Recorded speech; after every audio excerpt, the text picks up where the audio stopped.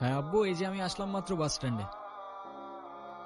আরে দেরি কই করছি, এখনো তো 15-20 মিনিট বাকি বাস আসতে। আরে তোমরা টেনশন করো না তো।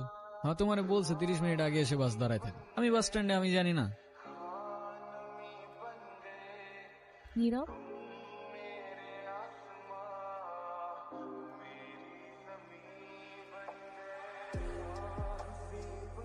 আচ্ছা আব্বু তুমি টেনশন করো না, আমি।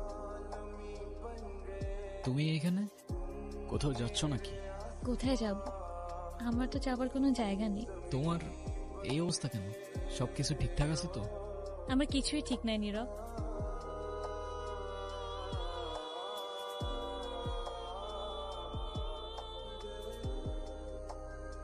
ওই রনি আমার লাইফটা একদম শেষ করে দিছে। ও তো একটা অ্যাডিক্টেড ছিল। ও আমাকে ফিজিক্যালি, মেন্টালি সবভাবে টর্চার করতো। তুমি কাউকে কিছু বলো নাই কেন?